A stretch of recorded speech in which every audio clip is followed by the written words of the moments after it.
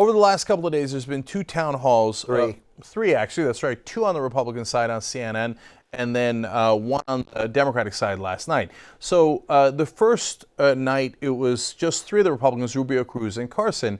And John and I were covering it live on tytnetwork.com/live, where you should watch all the debates and election nights. And we got in a bit of a rage because the questions to the Republicans were so soft. Now, we showed you that. I'm going to show it to you again, a shorter version of it.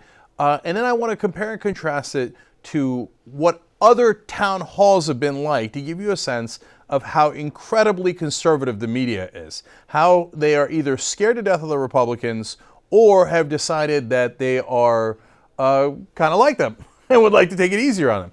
So I promised you that this is only half of what happened on Wednesday night. We just needed to shorten it a little bit. So this gives you a taste of how soft Anderson Cooper was on all the Republican candidates. Watch. We know President Obama plays golf. We know former President George W. Bush paints now. He used to clear a brush, probably still does out in Texas. What do you do to relax? Play pool. Play pool? I love to play pool. Are you competitive when you play pool? What sort of music do you listen to? I primarily like classical music. When did you know that Jeanette was the woman for you? Well, I'd like to think she liked me first, but I liked her first. How'd you meet? If you are elected president, would you still coach your son in football? In Mason City, I was surprised you mentioned that you're colorblind, which I hadn't realized, and that you should have seen your clothes before your wife started picking them out. Your wife mentioned this to CNN a while back, that you occasionally, when you call her on the phone, you sing to her? You sing musicals? Is that true? But look, I mean, what's your favorite musical? Do you want to tell me what reporters you're having drinks with in D.C.? I guess not. What's your favorite cocktail? I understand you're also kind of a night owl. What do you do late at night? Do you watch television? Do you have a guilty pleasure? Okay, so as you can tell, that was as soft as softballs get, and it was like that all night long. Almost no substantive or hard questions, challenging questions at all. Are you competitive at pool? I mean, oh yeah, I'd put him on the spot. Okay. Yeah. Point well taken, Ben. Yeah. Now you saw I'm sorry, but you just saw how Carson perked up at that question, like about the classical music. I thought his eyes were closed a shorter amount of time than in a normal question. Slightly more awake. Yeah. Okay. Now, yesterday on the program, I showed you that same Anderson Cooper in a Democratic debate, and he lit into Hillary Clinton and Bernie Sanders. Please watch that on YouTube.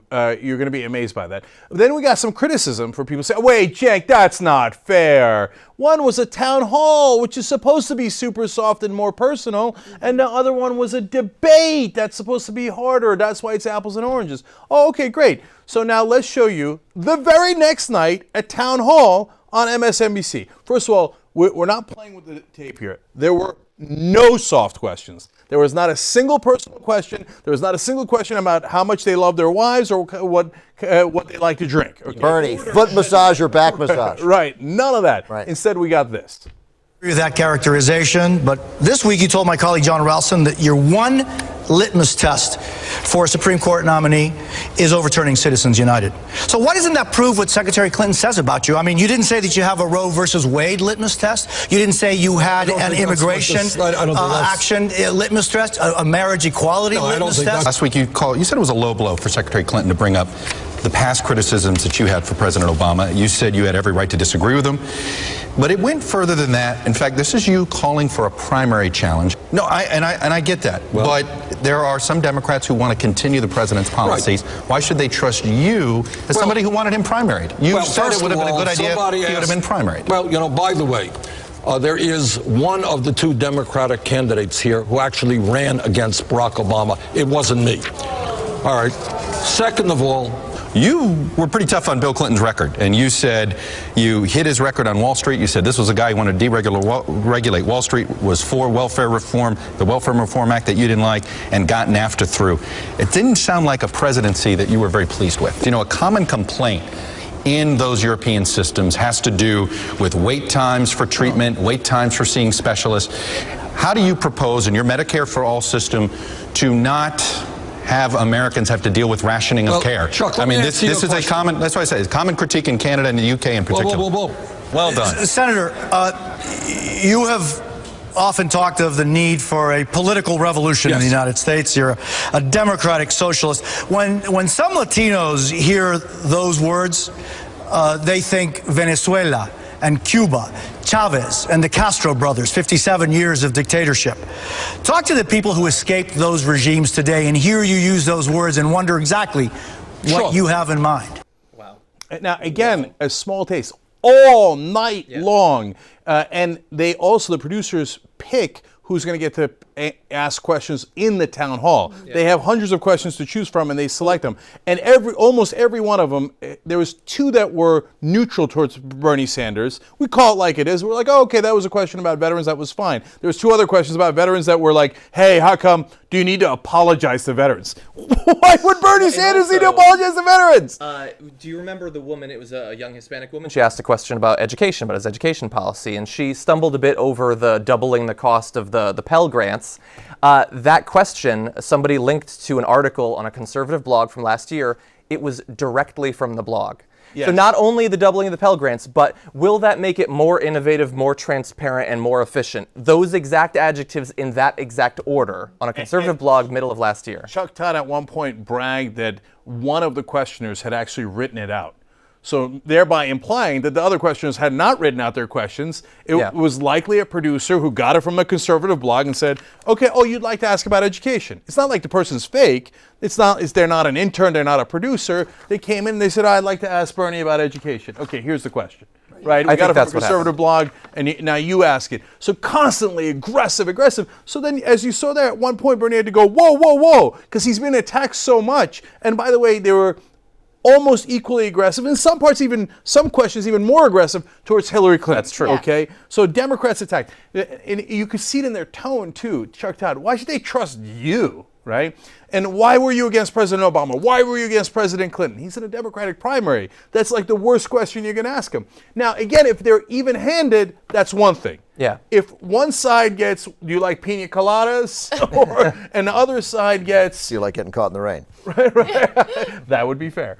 The other side gets, you have to explain to Latinos why you're not a dictator. What? That was the last question from Millard. You use that as an... Which, by the way, I think that that's a fair question. I have no problem with the aggressive questioning on the Democratic side. I agree that it needs to be fair on both sides. I actually hate the so-called town hall format where it's supposed to be more personable and you're supposed to ask them flowery questions about what they like and don't like. I know that there are a lot of low information voters who care about those nonsensical things and they want to know how personable a presidential candidate is. But if we just move away from that a little bit and are aggressive on both sides, then I'll be happy. And then I want to make a really quick, irrelevant point. It's amazing how much John... I was going to make an irrelevant point. No, I don't want to hear this point. It's amazing how much John looks like Chuck Todd. Amazing. I don't want to see the look on JR's face because I know he's so happy with himself right now. JR's been saying that for years. Wonderful. So now, of course, there are some apologists who are going to say, wait a minute, Cenk, it's still not fair. Yes, you showed Anderson Cooper, that same Anderson Cooper, but he was in a debate. Yes, you just showed town hall to town hall, but one was on CNN and the other one was on MSNBC. Okay, so now I've got a town hall for you guys from earlier in this same election where CNN did the town hall.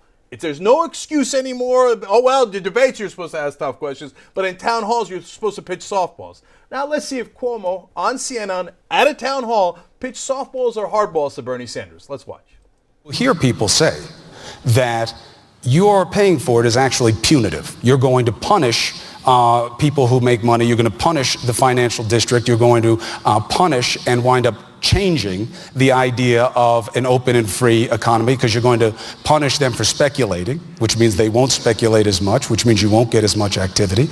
And if you do a checklist of how you pay for everything, what you're doing is amassing the biggest government ever. After President Clinton said the era of big government was over, seems like Bernie Sanders is saying not only if it's over, I'm going to do it bigger than ever. And what about the idea that you're bringing back the era of big government and making it bigger than ever? Give me a yes or no on that. Is the era of big government back with President Sanders? To pay for this, what you're really asking for is one of the biggest tax hikes in history. And that is the criticism. The top marginal tax rate was 90% for decades. So he's 100% wrong about that. But what's weird is I didn't hear any questions about what kind of drinks he likes. Yeah, exactly. I heard, why are you punishing people? Punish. Biggest Punish. government. Big government. Well, big government. You're bringing it back. And how are you going to pay for this? Yeah. What I didn't hear CNN asking in the town hall to the Republicans is, hey, you're talking about expanding the military in an unprecedented way. How are you going to pay for it? And That's isn't free. that big government? Yeah. And don't you, aren't you bringing that back? And then, of course, the biggest tax hike ever. Wait, I thought that it was supposed to be even-handed, that at a town hall we were supposed to play patty cakes. Yeah. No, when it comes to Democrats, no patty cakes, nothing but hardballs. When it comes to Republicans, the mainstream media wets themselves. Yeah. They're like, oh my God, I'm so scared. Donald Trump's going to yell at me. Ted Cruz is say I'm going to be a bad guy. That's what it is, right? I mean, it's not ideology, right? It is, and it's Phil Jackson said it. You've been saying it for a long time. I don't really believe you. I disagreed with you in the beginning. I'm 100% convinced. You complain enough, you yell enough, you go after Megan Fox enough. I mean, Megan Kelly. Megan Fox too. By the way, some of those I got news for you. Transformers Megan movies. Fox will get a job at Fox tomorrow. But you go after reporters hard enough and with enough venom, and suggest that the reporters are part of a worldwide powerful orthodoxy that is coming to get the common people and strip away the things that are important to you. Yeah, eventually they're going to take a step. I know, having been a mainstream reporter for however long I was, 8 years, 10 years, I was sensitive to it. Yeah. I was like, don't call me liberal. I'm super liberal, but don't call me liberal. And look at me bend over backwards. Look at me bend over backwards. Where sometimes I do a story and be like, well, I just made that person seem like they knew what they were talking about, and they're that's wrong. why it seems like an infomercial. When you just, if they want to do a town hall and be personable, they do 100 town halls. They're doing town halls in South Carolina and Nevada right now as we're filming this. They can do that. You're giving them the equivalent of millions of dollars by doing it for them. You made the comparison, the joke, do you like pina coladas? Anderson Cooper literally asked him what his favorite cocktail was. Yep. And I think that we need to refine our vocabulary a bit because we're saying the questions are too soft. Soft questions exist. A soft question is sitting down with Ted Cruz and saying, so a lot of Americans really like the Second Amendment. What will you do to protect gun rights? That's soft because it just tees up a talking point. These aren't even questions. These are nothing. These are stroking their hair lightly. I do a lot of interviews, and I've gotten pretty good at them, and there's an art to it, and there are questions that are not hard-hitting political questions that you want to ask to create a conversation that is informative, entertaining, and keeps the conversation going, and hopefully gets you into a frame of mind and a give and take with the person you're interviewing so that you can get more out of them when you ask particularly difficult questions. You want them to be comfortable, right? And trust you to ask the right questions. And by the way, sometimes those personal questions tell you even more. That's right. Sometimes they none can't. of us are against that, but you have got to be even-handed. Yeah. If your framing is this guy is lovely to his wife and kids, and this guy's a socialist dictator, well, then you've done a great disservice to the audience because you framed it. The moderator, the guy in charge, has framed it as, you should be careful because this guy is going to raise your taxes and he's a dictator. Watch out for him. And the other guy, well, God, man, he coaches his son's football team and his wife loves him so much. That framing is not only monumentally important in terms of how the audience sees it subconsciously, but as John pointed out, it's millions of dollars of free advertising in essence on TV. You'd have to pay for that. Instead, the Republicans get it for free, and the Democrats get the reverse. It's almost like running negative ads, attack ads against the Democrats. The only upside to this is for the Democrats is because I think there are two particularly smart, adept candidates, is that I think they inevitably look better at the end of these debates because they've dealt with substantive issues. They look better, and they're also, look, there's only one political party that has threatened to deny access to networks over hard questions. That's right. Right? That's true. So I hear you guys on all that, but it's still not fair to make them overcome that burden. Right. No, again, and there's also bounds of reason to the attack that you make on Bernie. I mean, there's a way to ask those questions. Look, America has a Chris Cuomo problem, right? But there are ways that those questions get asked that are interesting. You can ask a fair question that puts Bernie Sanders on the spot to explain legitimately, how are you going to pay for this? And what sort of executive actions might you take without a Congress that is probably not going to cooperate with you? And should Americans be afraid? Afraid's probably the wrong word, but should Americans fear? Again, it's apparently hard to do. But, you know, what will you do if faced with a Congress that won't do it? Will you spend money? How will you pay for it? What compromises are you prepared to make when you realize that you can't pay for it? Yeah. And then if he can go, I'm positive I can pay for it, we're going to have a revolution. And if he keeps answering that question, that wouldn't satisfy me, but it might satisfy a lot of people, but that would be Bernie Sanders' choice in how to answer it. And I welcome that question. I think it's the role of journalists to ask those questions to both sides. Yeah. Here's the deal I'll make with the mainstream media, because they won't let us do the debates because the Republicans would be so scared of us. I mean, they couldn't possibly answer our questions. Donald Trump would probably literally leave in the middle and cry in the hallway, right? Mm-hmm. So they get the mainstream media guys to play patty cakes with them. And so what I'm asking you guys is just ask 50% of what you ask the Democrats to the Republicans. Let's just call a deal. Yeah. I mean, you don't even ask 25% as hard a question to the Republicans. So if we could do that, then maybe we'd have a deal. And by the way, so yes, the huge part of it is the intimidation that the Republicans have done. Also, some part of it is Comcast. They say the media is liberal. What does it mean? When Ben worked in the media, yes, he was a liberal human being who happened to work in the media. But the media is owned by and operated by, in this case, the MSNBC and CNN, Time Warner and Comcast. I can assure you, Time Warner and Comcast are not liberal. Okay, that is not what they do. Yeah. They're a giant corporation that is deeply conservative. And deeply conservative fiscally and regulatorily. I mean, they're probably indifferent or perhaps liberal on social issues. I mean, no, they're robots. Let's just call it what it is, right? So it's not like there is a Mr. Comcast, okay? And the robot wants lower taxes. Or a Miss Comcast. That's right. I don't want to step on any toes there. Okay, so they want lower taxes so they can have more for their bottom line. They want less regulation. They want to be able to merge, et cetera. They have these things. To them, if they make slightly more money by being socially liberal, for example, in gay rights, sure, have at it, right? Yeah. But most of their incentives are going to lean in the conservative and Republican direction. And then finally, Chris Cuomo and Chuck Todd and Anderson Cooper, they all live in the vat of the establishment. So in that stew, it's not that they're bad people. It's just that everyone around them thinks, wow, Bernie Sanders is really going to punish all the rich. Yeah. And so Chris Cuomo doesn't think that that's a unfair question. He thinks that's what all my friends are asking. Yeah. Is Bernie Sanders going to punish us? Chris, aren't you going to ask him? You need to ask him. Yeah, that's right. He's going to punish us. And you combine that. You should say punish like 4 times in a row.